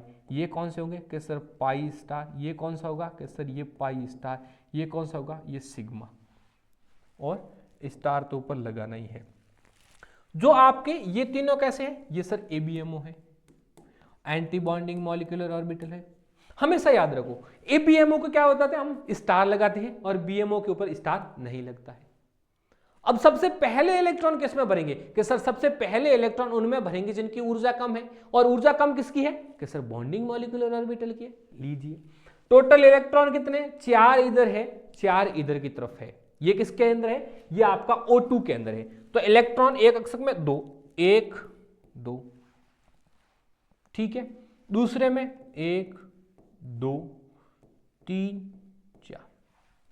इसका सबसे कम ऊर्जा थी तो दोनों की पेयरिंग हुई पहले, फिर इसमें एक इलेक्ट्रॉन गया, पास वाले में एक इलेक्ट्रॉन गया, फिर वहां पर भी पेयरिंग होगी, इसके ऊपर वाले कक्षक में इलेक्ट्रॉन नहीं जाएंगे। क्यों नहीं जाएंगे, क्योंकि सर यहां पर हमारा क्या है, ऊर्जा कम है। तो टोटल कितने इलेक्ट्रॉन भर दिए, 2 2 4 और 2 6 इलेक्ट्रॉन। और टोटल इलेक्ट्रॉन कितने, 4 ये और 4 ये, 8 इलेक्ट्रॉन है। 8 में से 6 इलेक्ट्रॉन में भर चुका हूं, तो अब मेरे पास में कितने इलेक्ट्रॉन रहे कि सर 1 इलेक्ट्रॉन और दूसरा इलेक्ट्रॉन। यहां पर कितने इलेक्ट्रॉन रह गए, 2 इलेक्ट्रॉन रह गए। अब ये टोटल 8 इलेक्ट्रॉन भर गए, बिल्कुल भर गए। तो ये हो गया आपका O2 का, क्या हो गया आपके पास में डायग्राम, कौन सा, MOT। आई बस में। अब सर MOT डायग्राम बनाने के बाद में हम इसका बंध क्रम या फिर बॉन्ड ऑर्डर कैसे निकालेंगे। तो बंध क्रम या फिर बॉन्ड ऑर्डर का जो फॉर्मूला होता है वो होता है bond order is equals to 1/2 BMO minus, यहां पर लोगो आ जाएगा, देखो bond order equals to 1/2 BMO minus ABMO। अरे आई बात समझ में सर, ये क्या है BMO और ABMO। 1/2 BMO मतलब बॉन्डिंग मॉलिक्यूलर ऑर्बिटल के अंदर कितने इलेक्ट्रॉन की संख्या है, minus anti bonding molecular orbitals में उपस्थित इलेक्ट्रॉनों की संख्या। यदि हम ये वैल्यू रख देंगे तो हमारे पास में क्या आ जाएगा कि सर हमारे पास में बॉन्ड ऑर्डर आ जाएगा, क्या आ जाएगा, BO या फिर बॉन्ड ऑर्डर आ जाएगा। तो O2 के लिए निकालो 1/2 BMO, यानी आपके बंधित आणविक कक्षक में इलेक्ट्रॉन की संख्या कितनी, 2 2 4 और 2 6। तो क्या लिखोगे 6 माइनस ABMO में इलेक्ट्रॉन की संख्या कितनी है कि सर ABMO में इलेक्ट्रॉन की संख्या है 1 और 2, कितनी है, 2 है। तो क्या आ गया आपका 2। तो 6 माइनस 2 कितना आ गया, 4, और इसमें 2 का भाग दोगे तो बॉन्ड ऑर्डर कितना आ रहा है आपका, 2। सर ये बॉन्ड ऑर्डर क्या है, तो देखो अब आपके पास में O2 जो है, उस O2 के अंदर इस प्रकार का बंध होगा, oxygen double bond oxygen. Okay, इसका मतलब 2 का मतलब क्या हुआ, 2 डंडे हैं। ओके सर, समझ में आ गया। अब इनका कंपेयर कैसे करेंगे, किसका, O2 प्लस और O2 माइनस का। अब O2 के ऊपर 1 प्लस है, O2 के ऊपर 1 माइनस है। अब मुझे एक बात बताओ, मैंने पहले क्वेश्चन के अंदर बताया था, जब किसी भी स्पीशीज के ऊपर प्लस लगता है मतलब क्या होता है, एक इलेक्ट्रॉन क्या करना होता है, कम करना होता है। बिल्कुल करेंगे। अब यहां पर ये OA है और OB है, इसमें से किसी एक स्पीशीज के ऊपर हम क्या लगाएंगे, प्लस लगाएंगे। जिस स्पीशीज के ऊपर प्लस लगाएंगे वहां से हम क्या करेंगे, एक इलेक्ट्रॉन को क्या करेंगे, हटाएंगे। ये लीजिए, हमने एक इलेक्ट्रॉन को हटा दिया। तो एक इलेक्ट्रॉन को हटाने के बाद में हमारे पास में यहां पर कुछ इस प्रकार का आ जाएगा। तो अब यहां पर 3 इलेक्ट्रॉन, यहां पर 4 इलेक्ट्रॉन। ये मॉलिक्यूलर ऑर्बिटल डायग्राम किसके लिए बन रहा है, O2 प्लस के लिए बन रहा है। O2 के लिए हमने बना के देख लिया, यहां भी 4 इलेक्ट्रॉन थे, यहां भी 4 इलेक्ट्रॉन थे, टोटल 8 इलेक्ट्रॉन भरे। तो 2 ABMO में थे, 6 कितने में, किस में थे, क्या BMO में थे। बॉन्ड ऑर्डर कितना आ गया, क्या सर 2 आ गया। अब O2 प्लस के लिए देखेंगे तो ये डायग्राम तो सेम रहने वाला है। उसके बाद में क्या होगा कि यहां से एक इलेक्ट्रॉन कम हो रहा है। तो यहां पर कितने इलेक्ट्रॉन है, यहां पर आपके पास में 3 इलेक्ट्रॉन है, यहां पर आपके पास में 4 इलेक्ट्रॉन है, टोटल 7 इलेक्ट्रॉन हो गए। 7 इलेक्ट्रॉन भरने, 1 2 3 4 5 6 और 7, और एक इलेक्ट्रॉन क्या है अपने पास में, एक्स्ट्रा है। तो इस एक्स्ट्रा इलेक्ट्रॉन को हम क्या करेंगे, बाहर की तरफ निकाल देंगे। तो जैसे ही हम एक्स्ट्रा इलेक्ट्रॉन को बाहर निकालेंगे तो अपने पास में कुछ इस प्रकार से आ जाएगा। ठीक है, ये कक्षा खाली हो गया। अब यदि मैं O2 बॉन्ड ऑर्डर किसके लिए निकालूंगा, अब O2 प्लस के लिए निकालूंगा तो ABMO माइनस BMO करूंगा। तो 6 में से कितने माइनस करने हैं मुझे, 6 में से सिर्फ मुझे 1 माइनस करना है। कितना करना है, 1 माइनस करना है। तो 5 में 2 का भाग दोगे तो कितना आएगा, 2.5। कितना आएगा, 2.5। तो इसका बॉन्ड ऑर्डर, O2 का बॉन्ड ऑर्डर कितना आ रहा है, कि सर O2 का बॉन्ड ऑर्डर आ रहा है 2। O2 प्लस का कितना आ रहा है, कि सर 2.5। ओके, अब हमें देखना है O2 माइनस का। O2 माइनस का देखना है तो मान लो मैंने इस O के ऊपर 1 माइनस लगा दिया, OB माइनस। माइनस लगा मतलब क्या, एक इलेक्ट्रॉन और एक्स्ट्रा आएगा। और ऑक्सीजन का इलेक्ट्रॉनिक कॉन्फिगरेशन 4p4, तो 4 इलेक्ट्रॉन तो उसके पास में, बेचारे के पास में पहले से था। एक इलेक्ट्रॉन और एक्स्ट्रा आ गया तो इसके पास में टोटल इलेक्ट्रॉन कितने हो गए, कि सर इसके पास में टोटल 5 इलेक्ट्रॉन हो गए। अब ये 5 इलेक्ट्रॉन, ये 4 इलेक्ट्रॉन, टोटल 9 इलेक्ट्रॉन है। 9 इलेक्ट्रॉन यदि एटॉमिक ऑर्बिटल्स के अंदर है तो उन 9 इलेक्ट्रॉन को आपको मॉलिक्यूलर ऑर्बिटल के अंदर भरना होगा। तो कैसे भरोगे, देखो 1 2 3 4 5 6 7, ये हो गया 8। अब क्या ऊपर की तरफ इलेक्ट्रॉन जाएगा, बिल्कुल नहीं जाएगा। क्यों नहीं जाएगा, क्योंकि इसकी एनर्जी क्या है, उससे कम है। तो यहां पर हो जाएगी आपकी पेयरिंग। आई बात समझ में। तो देखो, अब ये किसका मॉलिक्यूलर ऑर्बिटल डायग्राम हो गया, ये आपका मॉलिक्यूलर ऑर्बिटल डायग्राम हो गया O2 माइनस का। अब इस O2 माइनस का मॉलिक्यूलर ऑर्बिटल डायग्राम जब आप देखोगे तो इसमें देखो आपके पास में O2 माइनस आया, ठीक है सर। अब इसमें BMO में इलेक्ट्रॉन की संख्या कितनी है, कि सर BMO में इलेक्ट्रॉन की संख्या 6 है और ABMO में इलेक्ट्रॉन की संख्या कितनी है, ये हो गए ABMO, इलेक्ट्रॉन की संख्या 3 है। 6 में से 3 गए, पीछे कितने रह गए दोस्तों, 3, और 3 में 2 का भाग दोगे कितना आएगा, 1.5। कितना आ गया, 1.5। तो आप क्या लिखोगे, O2 माइनस का बॉन्ड ऑर्डर कितना आ गया, कि सर 1.5। अब आप तो सिंपल, इतना तो आपको पता ही है कि सर हमें पता है कि 2 ज्यादा होता है कि 2.5 ज्यादा होता है। तो क्या हो जाएगा, सबसे ज्यादा किसका बॉन्ड ऑर्डर है, कि सर O2 प्लस का, उसके बाद में O2 का, उसके बाद में O2 माइनस का। तो आंसर तो आपका यही था, आंसर तो आपका सिंपल था। आपके शॉर्ट क्वेश्चन में सिर्फ इतना लेके आना था, O2 प्लस, O2 और O2 माइनस। मैंने इतना ज्यादा डिटेल में क्यों एक्सप्लेन किया सर, फिर आपका टाइम खराब नहीं करना था। आपको यहां पर O2 प्लस और O2 माइनस आया, इसकी जगह NO2 प्लस, NO2 माइनस और NO आ जाए। इसकी जगह N2 प्लस, N2 और N2 माइनस आ जाए। इसकी जगह F2 माइनस आ जाए। इसकी जगह H2O का भी ऑर्बिटल पूछ के उसके ऊपर प्लस माइनस लगा करके उसका बॉन्ड ऑर्डर यदि पूछे तो आप कैसे बताओगे, तो आपको यही आपको फॉलो करना है। आपका बॉन्ड ऑर्डर का फॉर्मूला क्या है, 1/2 number of electron in BMO, यानी आपके BMO में उपस्थित इलेक्ट्रॉनों की संख्या माइनस ABMO में उपस्थित इलेक्ट्रॉन की संख्या आप करोगे तो आपका बॉन्ड ऑर्डर आ जाएगा। सबका बॉन्ड ऑर्डर ज्ञात करके आप इसके बारे में लिख सकते हो। नहीं सर, हमारे तो शॉर्ट क्वेश्चन है, हम इसको ट्रिक से कैसे कर सकते हैं, आओ देख लेते हैं। जब किसी भी स्पीशीज में प्लस लगता है, यदि वो प्लस आपका इलेक्ट्रॉन कम कर रहे हो और वो इलेक्ट्रॉन आपको पता है कि बीएमओ में से कम हो रहा है, तो आपका क्या होगा, यदि इनमें से इलेक्ट्रॉनों की कमी हो रही है तो आपका बॉन्ड ऑर्डर घटेगा, लेकिन एबीएमओ में से इलेक्ट्रॉनों की कमी हो रही है तो आपका बॉन्ड ऑर्डर क्या होगा, बढ़ेगा। तो आपके ऑक्सीजन वाले मॉलिक्यूल्स के अंदर जैसे जैसे उसके ऊपर नेगेटिव चार्ज आएगा तो एबीएमओ में इलेक्ट्रॉनों की संख्या बढ़ रही है, इलेक्ट्रॉनों की संख्या यहां बढ़ रही है और ये माइनस हो रहा है, तो आपका क्या हो जाएगा, बॉन्ड ऑर्डर आपका घटता जाएगा।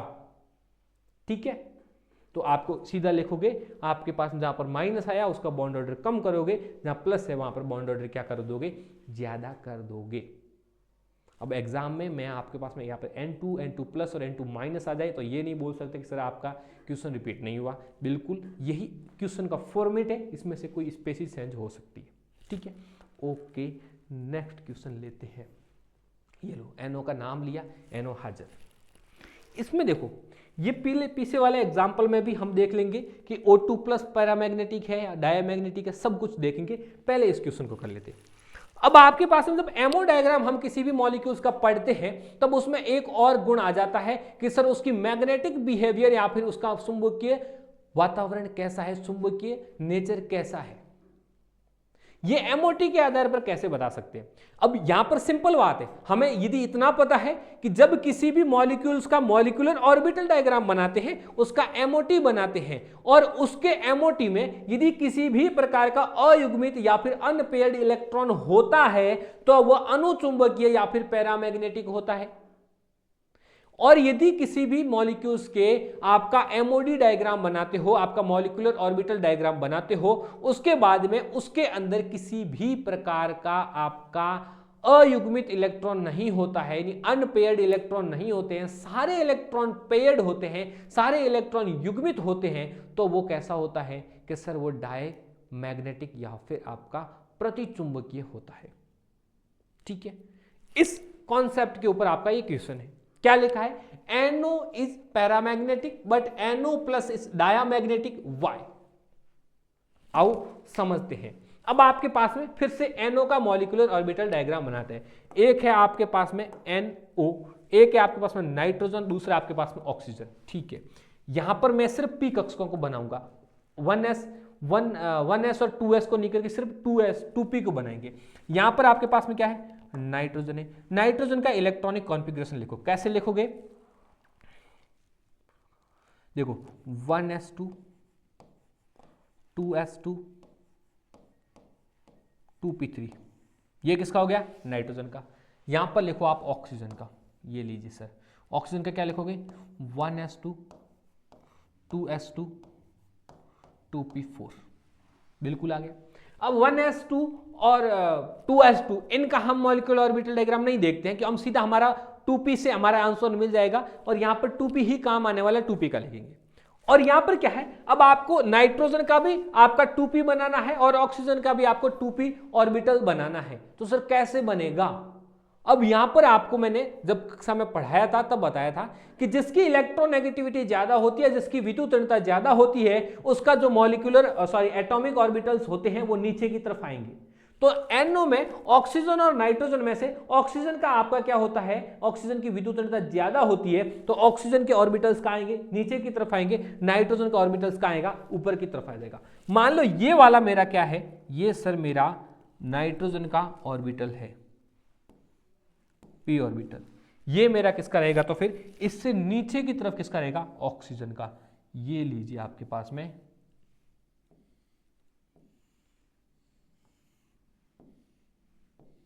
ठीक है, लो ओके, सिंपल बात। कितने p कक्षक, 3 यहां पर 3 यहां पर, टोटल एटॉमिक ऑर्बिटल्स कितने हैं, टोटल परमाणु कक्षक कितने हैं, कि सर 6 परमाणु कक्षक है। अणु कक्षक भी कितने बनाने, 6 बनाने। यहां पर आप sp मिक्सिंग को थोड़े टाइम के लिए भूलो, यदि आपको सीधा बोला होता कि NO का मॉलिक्यूलर ऑर्बिटल डायग्राम बनाओ तो आप sp मिक्सिंग याद रखते, लेकिन आपको सिर्फ अयुग्मित इलेक्ट्रॉन देखने, एक बार के लिए उसको साइड में रख दो। यहां पर देखो, यहां पर क्या हो जाएगा, सीधा देखो, यहां सबसे पहले हम क्या बनेंगे कि सर सबसे पहले हम sigma bond, 2 pi bond, okay okay, उसके बाद में पाई बने हैं तो पाई एंटी बॉन्डिंग भी बनेंगे, बना दो सर, किसने मना किया है। सिग्मा बना है तो सिग्मा का एंटी बॉन्डिंग भी बनेगा, बना दिया। ठीक है, पी के अंदर 3 इलेक्ट्रॉन भर दिए सर, 1 2 3। पी के अंदर 4 इलेक्ट्रॉन भर दिए सर, 1 2 3 4। ये कैसे हैं सर, ये हमारे BMO है, कैसे हैं, बॉन्डिंग मॉलिक्यूलर ऑर्बिटल है। ये कैसे हैं सर, ये हमारे ABMO है, क्या है, ABMO anti bonding molecular orbital है। ठीक है, अब इसके अंदर टोटल ये कितने हैं, ये सर 4 है। ये कितने हैं सर, 3 इलेक्ट्रॉन है। 4 और 3 टोटल कितने इलेक्ट्रॉन हो गए सर, 7 इलेक्ट्रॉन हो गए। इलेक्ट्रॉन भरो, पहला इलेक्ट्रॉन दूसरे इलेक्ट्रॉन की यहीं पे पेयरिंग, क्योंकि ऊर्जा सबसे कम है, दूसरा तीसरा इलेक्ट्रॉन, चौथा इलेक्ट्रॉन, पांचवें की यहाँ पर पेयरिंग, छठा पेयरिंग, ये आ गया 7वां। ठीक है, अब आपने ये मॉलिक्यूलर ऑर्बिटल डायग्राम किसका बनाया है सर, NO का बनाया है। किसका बनाया है, NO का। और इसमें अयुग्मित इलेक्ट्रॉन की संख्या कितनी है, 1 है। अरे समझ में आया क्या, NO का जब हमने मॉलिक्यूलर ऑर्बिटल डायग्राम बनाया तब हमने देखा कि उसके अंदर एक अयुग्मित इलेक्ट्रॉन है। अब ये भले ABMO में हो या फिर BMO में हो, उससे कोई फर्क नहीं पड़ता है, लेकिन इसमें एक इलेक्ट्रॉन ऐसा है जिसकी पेयरिंग नहीं हुई है, एक इलेक्ट्रॉन ऐसा है जिसके क्या है, अयुग्मित है, तो उसके अंदर अयुग्मित इलेक्ट्रॉन की संख्या कितनी है, 1 है। अब मैं यहां पर अयुग्मित इलेक्ट्रॉन की संख्या 1 आ गई है, तो ये कैसा हो जाएगा, ये अनुचुंबकीय या फिर पैरामैग्नेटिक हो जाएगा। क्यों होगा, क्योंकि इसके अंदर एक अयुग्मित इलेक्ट्रॉन उपस्थित है। अब हम बनाते हैं किसका, हमें डायग्राम बनाना है NO2+ का। ठीक है, NO2 का हो गया ये, NO2+। ऑक्सीजन के ऊपर हमें पहले प्लस लगाया था, अब भी प्लस लगा देते हैं। जैसे ही ऑक्सीजन के ऊपर मान लो एक प्लस लगा, चाहे ऑक्सीजन के ऊपर लगाओ, नाइट्रोजन के ऊपर लगाओ, एक इलेक्ट्रॉन तो माइनस करना है। मान लो ये वाला इलेक्ट्रॉन भी माइनस कर दिया, तो यहां पर आपके पास में कितने इलेक्ट्रॉन हो जाएंगे, कैसे, टोटल 6 इलेक्ट्रॉन हो जाएंगे। यहां से एक इलेक्ट्रॉन आपका रिमूव हो जाएगा, तो टोटल 6 इलेक्ट्रॉन हो गए, 3 इधर के 3 इधर के, 6 इलेक्ट्रॉन होंगे। तो यहां पर भी किसी भी प्रकार का इलेक्ट्रॉन नहीं रहेगा, यहां पर कोई इलेक्ट्रॉन नहीं है, ये इलेक्ट्रॉन सारे पेयर्ड है। तो NO+ जो आपका होता है, NO+ में अयुग्मित इलेक्ट्रॉन की संख्या कितनी है, 0 है। सारे इलेक्ट्रॉन कैसे हैं, युग्मित है। तो आपका NO+ कैसा हो जाएगा, प्रतिचुंबकीय या फिर डायामैग्नेटिक। सर एग्जाम में क्या इतना सब कुछ लिखना है, अरे बिल्कुल नहीं लिखना है, बताता हूं कितना लिखना है। क्या लिखोगे, NO का मॉलिक्यूलर ऑर्बिटल डायग्राम बनाया और हमने देखा कि उसके अंदर कितने अयुग्मित इलेक्ट्रॉन है, कि सर उसके अंदर एक अयुग्मित इलेक्ट्रॉन, एक अनपेयर्ड इलेक्ट्रॉन पाया जाता है। उस एक अयुग्मित इलेक्ट्रॉन पाए जाने की वजह से उसका चुंबकीय नेचर या फिर मैग्नेटिक नेचर कैसा हो जाता है दोस्तों, कि उसका मैग्नेटिक हो जाता है अनुचुंबकीय या फिर पैरामैग्नेटिक।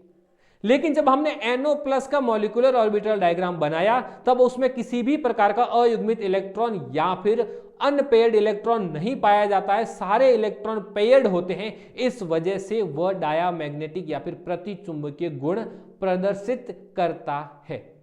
ये 2 लाइनें आपको लिखनी है, लेकिन यहां मैंने डिटेल से समझाया है। फिर इसके पीछे का क्या मकसद है, आप भूलो नहीं। आपको यहां पर मैंने NO+ दिया है, इस बार मैं आपको C2+, CO, CO+, CO2+, CO2 इसमें से किसी भी एग्जाम्पल को दे दूं आप, और बताऊं कि उसके अंदर वो मैग्नेट की तरफ किस प्रकार से बिहेव करेगा, वो पैरामैग्नेटिक होगा, वो डायामैग्नेटिक होगा, बताओ।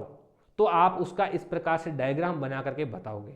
तो सर सबके एग्जाम्पल करवाओ, ये इंपॉर्टेंट था NO और NO+ का, इसलिए ये करके बताया है। बाकी सभी आप एक बार दिमाग में याद रखना, एक बार आप नोट्स देख करके उसको करने की कोशिश करना। किस किस के और इंपॉर्टेंट है, यहां पर NO+ है, एक बार आपका आ सकता है O2, O2-, O2-2-, O2-2+, इनका मैग्नेटिक बिहेवियर पूछा जा सकता है। एक C2+ का मैग्नेटिक बिहेवियर पूछा जा सकता है। तो इन सभी के बारे में आपको याद होना चाहिए। इस प्रकार से ऑर्बिटल डायग्राम बनाओगे। किसी भी प्रकार का अयुग्मित इलेक्ट्रॉन होता है, चाहे 1 हो, 2 हो या चाहे 10 इलेक्ट्रॉन अयुग्मित हो, जितने ज्यादा अयुग्मित इलेक्ट्रॉन होंगे वो उतना ही ज्यादा अनुचुंबकीय होगा, पैरामैग्नेटिक होगा। और जब अयुग्मित इलेक्ट्रॉन नहीं होंगे तो वो कैसा होगा, प्रतिचुंबकीय होगा।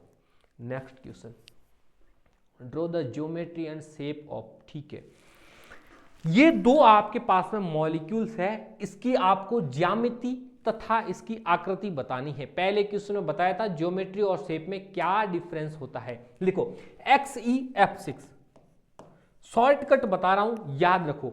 एक आपके पास में XeF6, ओके सर। एक आपके पास में ICl2-, सिंपल तरीका, एकदम परफेक्ट, आप इसकी शेप सब कुछ बता सकते हो। कैसे? Xe क्या है? एक आपका अक्रिय गैस है, उसके बाह्यतम कोश में कितने इलेक्ट्रॉन रहते हैं? कि सर 8 इलेक्ट्रॉन रहते हैं बाह्यतम कोश में, तभी तो वो अक्रिय गैस हुई। बिल्कुल सिंपल है, इसमें कोई रॉकेट साइंस नहीं है। बिल्कुल, उसके बाह्यतम कोश में 8 इलेक्ट्रॉन, 1 2 3 4 5 6 7 8। ये पैटर्न फॉलो करना, बहुत से एग्जाम्पल ऐसे आपके सॉल्व हो जाएंगे। कितने बाह्यतम कोश में इलेक्ट्रॉन? 8 इलेक्ट्रॉन। 8 के साथ में कितने फ्लोरीन को बॉन्ड बनाना है? कि सर 6 फ्लोरीन के बॉन्ड बनाना है। ये 1 फ्लोरीन, दूसरा फ्लोरीन, तीसरा फ्लोरीन, चौथा फ्लोरीन, पांचवा, छठा फ्लोरीन। 6 तो आपके किसने बॉन्ड बना लिए? कि सर 6 फ्लोरीन ने बॉन्ड बना लिए। पीछे कितने इलेक्ट्रॉन रह गए? कि सर पीछे 2 इलेक्ट्रॉन रह गए। ये लीजिए, इस 2 के ऊपर डंबल बना दिया और क्या बना दिया? लोन पेयर बना लिया, LP बना दिया, एकाकी इलेक्ट्रॉन युग्म बना लिया। क्या बना लिया? लोन पेयर बना लिया। अब आपको बताओ XeF6 के अंदर 6 तो आपको बंद बनाने हैं और 1 आपको लोन पेयर बनाना है, तो कौन सी आपको आकृति याद आ रही है? Pentagonal bye pyramidal. पेंटागोनल मतलब 5 तो उसके कॉर्नर में, एक ऊपर की तरफ एक नीचे की तरफ, कैसा हो जाएगा? Pentagonal bipyramidal. तो टोटल 7 हो रहे हैं, ये भी 7 वो भी 7, कितना हो गया? Pentagonal bipyramidal. तो XeF6 कैसे होगा? Xe20 में हो जाएगा। 6 फ्लोरीन के बंद बनाने हैं। ये लीजिए 1 फ्लोरीन, ये लीजिए दूसरा फ्लोरीन, ये लीजिए तीसरा फ्लोरीन, ये चौथा फ्लोरीन, ये आपका 5वां फ्लोरीन। ये 5वां फ्लोरीन एक पंचभुजीय रूपों में होएगा, पेंटागोनल रहेंगे। कैसे रहेंगे? पंचभुजाकार या फिर पेंटागोनल रहेंगे। ठीक है। अब सर 1 फ्लोरीन बाकी रह गया, बिल्कुल, उसको कहां भूलने वाले हैं? ये देखो, ऊपर की तरफ एक लोन पेयर और 1 फ्लोरीन इसके नीचे की तरफ इस प्रकार से लगा हुआ रहेगा। क्या होगा? इस प्रकार से लगेगा। एक समतल लो, इसके अंदर 5 बॉन्ड, तो 5 बंद, तो इसके 5 कॉर्नर में कर दो, एक ऊपर की तरफ लोन पेयर, एक नीचे की तरफ फ्लोरीन। तो ये इसकी क्या है? पेंटागोनल बाय पिरामिडल इसकी क्या है? इसकी आकृति है। बोला ना गलत? इसकी क्या है? ज्योमेट्री है। ये बात मैंने पहले क्वेश्चन के अंदर समझाई थी कि हम जब किसी की ज्योमेट्री देखते हैं, ज्यामिति देखते हैं, तब हमें लोन पेयर कैलकुलेट करना है। जब हमें आकृति या शेप देखनी होती है तब हम लोन पेयर को कैलकुलेट नहीं करते हैं। तो आप क्या लिखोगे? XeF6 की जो आपकी ज्यामिति होती है, जो ज्योमेट्री होती है, वो होती है पेंटागोनल बाय पिरामिडल। कैसी होती है? Pentagonal bipyramidal. लेकिन XeF6 की आकृति या XeF6 की शेप कैसी होती है? तो अब आप इस लोन पेयर को भूल जाओ। कैसा लग रहा है? पेंटागोनल और एक पिरामिडल। तो कैसा लिखोगे? पेंटागोनल पिरामिडलीय होती है। कैसी होती है? पिरामिडलीय या फिर पिरामिडल होता है। आई बात समझ में? ज्योमेट्री के अंदर क्या लेना है? बॉन्ड पे, सॉरी, लोन पेयर को भी साथ में लेना है, लेकिन आपकी आकृति या शेप के अंदर लोन पेयर को भूल जाना है। ठीक है। दूसरी आकृति किसकी बनानी है? ICl2-। यही कॉन्सेप्ट काम में लेंगे, पूरा के पूरा यही कॉन्सेप्ट। इसको देखो, सेम एज इट इज इसका डायग्राम बनाने की कोशिश करेंगे। इसको कर लेते हैं थोड़ा सा छोटा और ऊपर की तरफ शिफ्ट कर लेते हैं। ये हो गया। अब बताओ किसकी आकृति देखनी है हमें? कि सर हमें देखनी है ICl2-। ठीक है। आयोडीन के बाह्यतम कोश में कितने इलेक्ट्रॉन? क्योंकि हमने Xe के भी बाह्यतम कोश के इलेक्ट्रॉन देखे थे। आयोडीन के बाह्यतम कोश में कितने इलेक्ट्रॉन? कि सर आयोडीन के बाह्यतम कोश में 7 इलेक्ट्रॉन। 1 2 3 4 5 6 7।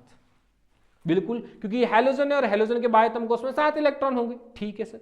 अब आयोडीन के बाह्यतम कोश में 7 इलेक्ट्रॉन है और एक आयोडीन के ऊपर माइनस लगा हुआ है, तो अब एक माइनस लगा मतलब 1 इलेक्ट्रॉन और ऐड हो गया। बिल्कुल हो गया सर, किसने मना किया है? भले ही ऐड करो। ये हो गया आपके पास में एक और इलेक्ट्रॉन। ठीक है। क्लोरीन के कितने बंद बनाने हैं? सर क्लोरीन तो 2 है, 1 क्लोरीन, ये हो गया दूसरा क्लोरीन। पीछे कितने इलेक्ट्रॉन रह गए? सबको लोन पेयर बना लो।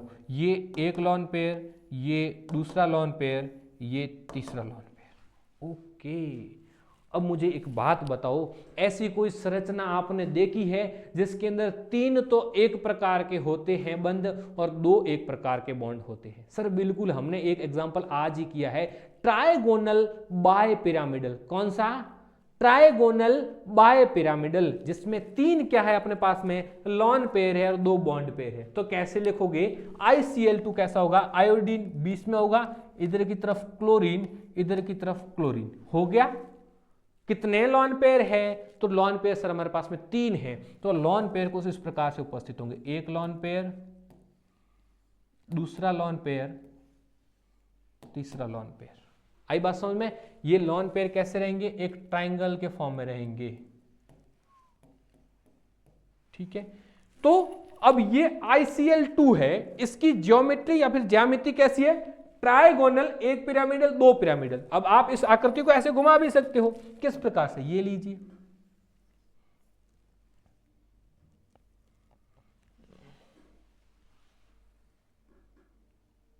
हो गया, ये ट्रायंगल बन गया, एक पिरामिडल, 2 पिरामिडल।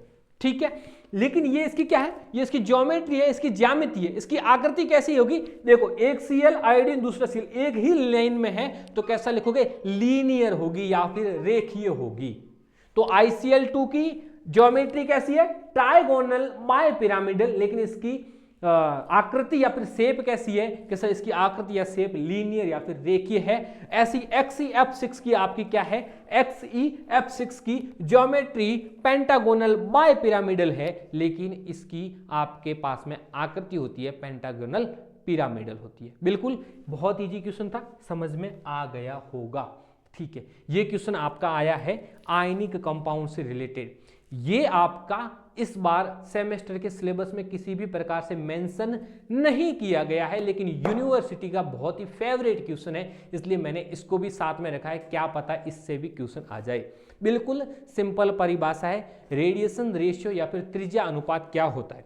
आपके पास में कोई भी एक, मान लो NaCl, क्या है? एक आपके पास में क्रिस्टल है NaCl, क्या है? एक NaCl का क्रिस्टल है, नमक है। तो आपके पास में इस ये Na और Cl में हम कैसे लिख सकते हैं? Na plus Cl minus. ठीक है, तो कैटायन की कितनी त्रिज्या है? मतलब क्या हुआ? कैटायन है, बीच में नाभिक होगा, चारों तरफ इलेक्ट्रॉन लगा रहे हैं चक्र, तो इसकी कितनी त्रिज्या है? प्लस ये Cl माइनस है, इस Cl माइनस की कितनी त्रिज्या है? उसका जो अनुपात होगा वो कहलाता है अपना त्रिज्या अनुपात। क्या कहलाएगा? अपना त्रिज्या अनुपात या फिर रेडिएशन रेशियो। कैसे लिखोगे? RR किससे प्रदर्शित किया जाता है? RR is equal to R plus upon R minus. क्या हो जाएगा?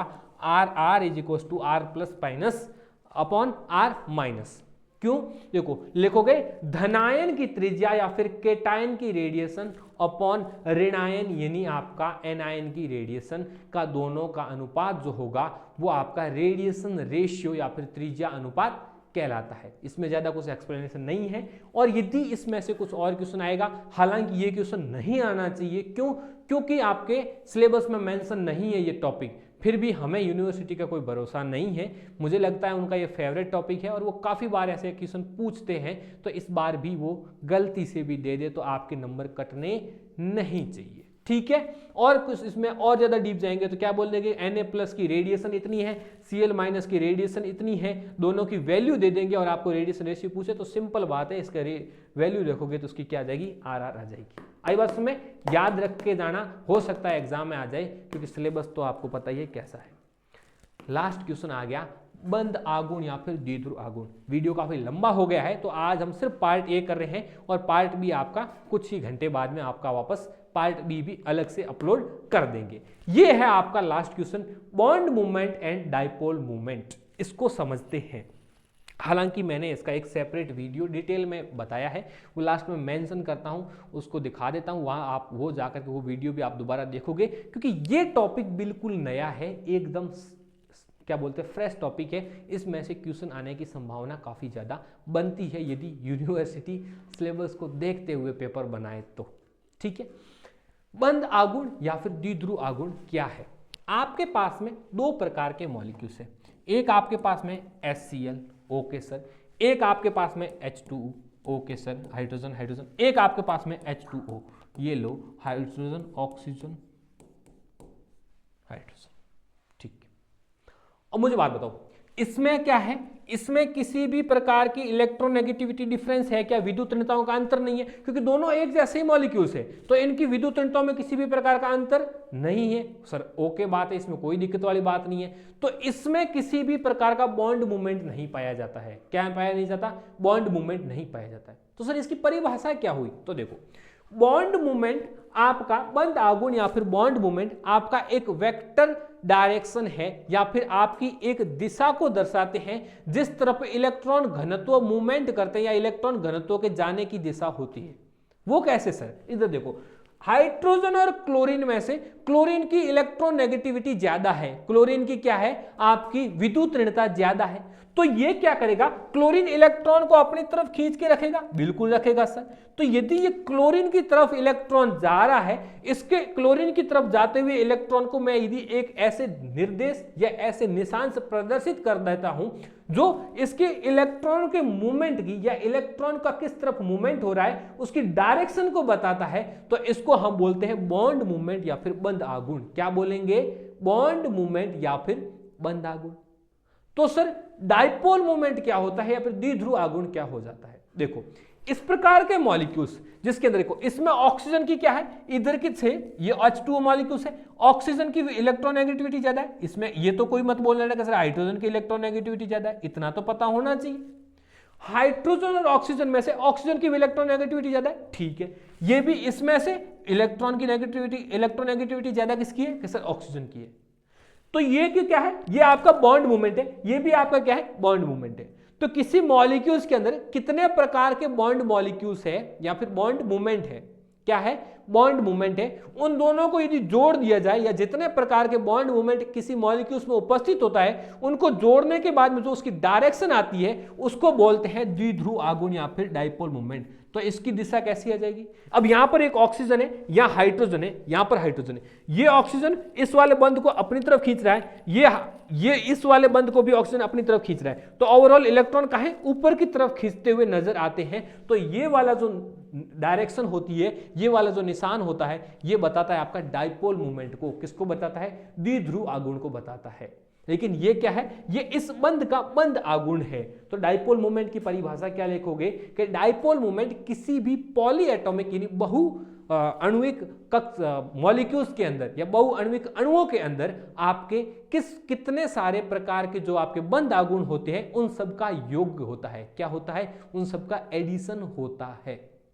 इसका अंदर इसको मैंने डिटेल से एक्सप्लेन किया हुआ है। अभी ये आपके पास में पिन वीडियो आ रहा होगा, वहां जाकर के आप इसको अच्छे से देख सकते हो। इसकी प्लेलिस्ट में भी ये ऐड है, वहां से जाकर के इसको अच्छे से देखो। ये क्वेश्चन, ये टॉपिक नया है, एग्जाम में आने की बहुत ज्यादा संभावना है। ठीक है, तो ये था अपना पार्ट ए। पार्ट बी का सॉल्यूशन हम आज ही करेंगे। थोड़ी देर बाद में एक और वीडियो आ जाएगा आपका पार्ट बी का, और आपकी यूनिट नंबर 1 और 2 क्लियर हो जाएगी। इतना पढ़ लेना बहुत है। यदि आपने पहले सिलेबस पढ़ रखा है, पहले हमसे क्लासेस ले रखी है, तो आपको किसी भी प्रकार की दिक्कत नहीं आएगी। और कोई हेल्प चाहिए तो कमेंट करके बता देना, हम आपकी हेल्प जरूर 100% करेंगे। तब तक के लिए बने रहिए 12th प्लस के साथ। बहुत बहुत धन्यवाद।